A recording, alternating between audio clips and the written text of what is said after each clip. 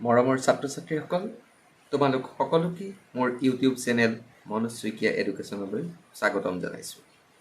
আজি মই তোমালোকৰ বাবে পঞ্চম শ্ৰেণীৰ আমি আৰু আমাৰ পৰিৱেশ পাঠ্যপুথিৰ বতৰ বা ৱেডাৰ শীৰ্ষক পাঠটি লৈ আহিছোঁ। পাঠটিৰ অনুশীলনীত দিয়া আৰু অতিৰিক্ত প্ৰশ্নসমূহৰ উত্তৰ সহজ ভাষাত প্ৰস্তুত কৰা হৈছে। তোমালোকে স্কিপ নকৰাকৈ ভিডিঅ'টো চালে যথেষ্ট উপকৃত হ'ব পাৰিব।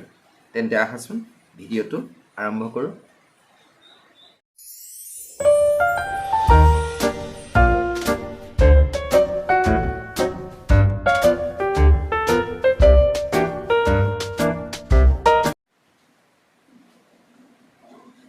মৰমৰ ছাত্ৰ ছাত্ৰীসকল, বতৰ এই পাঠটিৰ অনুশীলনীত দিয়া প্ৰথম প্ৰশ্নটো হ'ল বতৰ বুলিলে কি বুজা?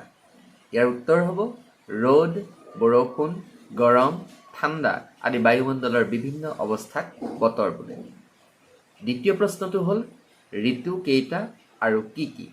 ইয়াৰ উত্তৰ ঋতু 6টা, যেনে গ্ৰীষ্ম, বৰ্ষা, শৰৎ, হেমন্ত, শীত আৰু বসন্ত। গ নম্বৰ প্ৰশ্নটো হ'ল বতৰৰ আগজাননী মানে কি? উত্তৰ আমি ৰেডিঅ', দূৰদৰ্শন, ইণ্টাৰনেট আদিৰ জৰিয়তে বতৰৰ বিষয়ে আগতীয়াকৈ জানিব পাৰোঁ। এনে জাননীক বতৰৰ আগজাননী বোলে। ইয়াৰ পিছৰ প্ৰশ্নটো হ'ল বতৰৰ তথ্য পাতি দিয়া তিনিবিধ সঁজুলিৰ নাম লিখা। উত্তৰ বতৰৰ তথ্য পাতি দিয়া তিনিবিধ সঁজুলি নাম হ'ল ৰেইনগজ, থাৰ্মোমিটাৰ, বেৰ'মিটাৰ, এনিমোমিটাৰ, হাইগ্ৰমিটাৰ ইত্যাদি। মই তিনিবিধ নহয়, তাতকৈ বেছিকৈ তোমালোকক নামকেইটা লিখি দিছোঁ। ইয়াৰ পিছৰ প্ৰশ্নটো হ'ল কোনটো বিভাগে গোটেই দেশখনৰ বাবে বতৰৰ আগজাননী প্ৰস্তুত আৰু প্ৰচাৰ কৰে? ইয়াৰ উত্তৰ হ'ব বতৰ বিজ্ঞান বিভাগে। ইয়াৰ পিছৰ প্ৰশ্ন দিছে ক অংশৰ লগত খ অংশ আঁচটানি মিলোৱা। মই ক আৰু খ অংশ পোনে পোনে এনেকৈ মিলাই দেখুৱাইছোঁ, তোমালোকে ভালদৰে চাই ল'বা। ক অংশ আৰু খ অংশ। ক অংশৰ বায়ুৰ উষ্ণতাৰ লগত খ অংশৰ থাৰ্মোমিটাৰ। বায়ুত থকা জলীয় বাষ্পৰ পৰিমাণ, ইয়াৰ লগত খ অংশৰ হাইগ্ৰমিটাৰ। ক অংশৰ বৰষুণৰ পৰিমাণৰ লগত খ অংশৰ ৰেইনগজ। ক অংশৰ বায়ুৰ গতিবেগৰ লগত খ অংশৰ এনিমোমিটাৰ। এইদৰে তোমালোকে আঁচটানি মিলাবা।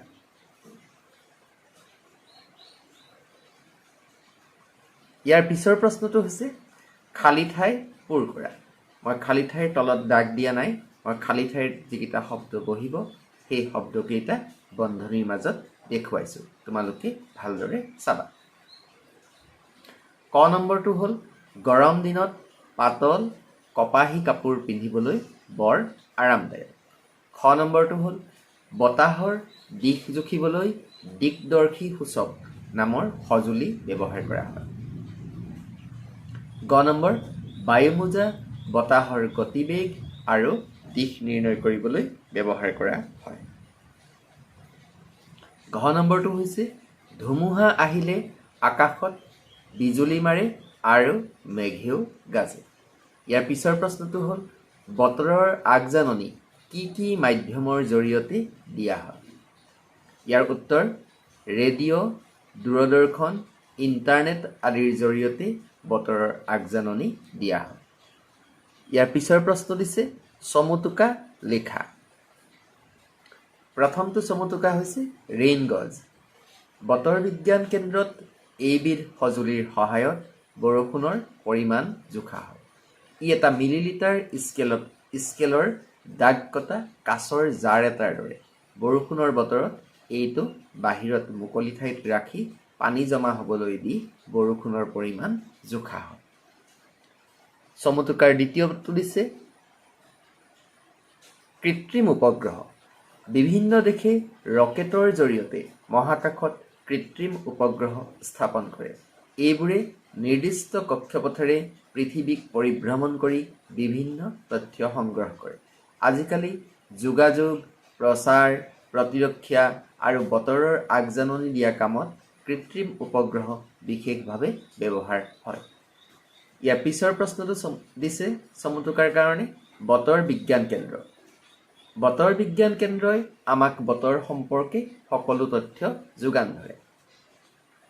বতৰ বিজ্ঞান কেন্দ্ৰই বিভিন্ন সঁজুলিৰ সহায়ত বতৰৰ তথ্য প্ৰস্তুত কৰে। চমুটোকাত ইয়াৰ পিছৰ প্ৰশ্নটো দিছে খৰাং বতৰ।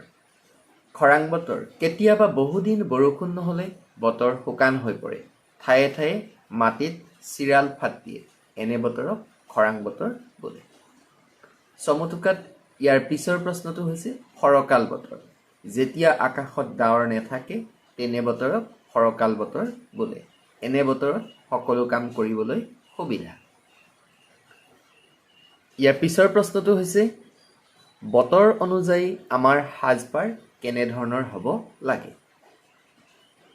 উত্তৰ, আমি বতৰৰ লগত মিলাই সাজপাৰ পৰিধান কৰিব লাগে।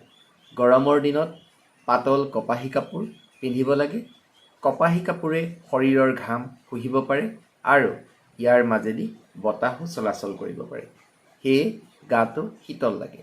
সেইদৰে শীতকালত গাটো গৰম লাগিবৰ বাবে ঊণৰ কাপোৰ যেনে চুৱেটাৰ, জেকেট আদি পিন্ধিব লাগে। ইয়াৰ পিছৰ প্ৰশ্নটো হ'ল কি কামত বতৰৰ আগজাননীয়ে সহায় কৰে? ইয়াৰ উত্তৰ হ'ব বতৰৰ আগজাননীয়ে বিভিন্ন কামত সহায় কৰে। যেনে ক, খেতিয়কক খেতিৰ প্ৰস্তুতিৰ ক্ষেত্ৰত। খ, জাহাজৰ নাবিকক বতৰ চাই জাহাজে বন্দৰ এৰা বা বন্দৰত আশ্ৰয় লোৱাত সহায় কৰে।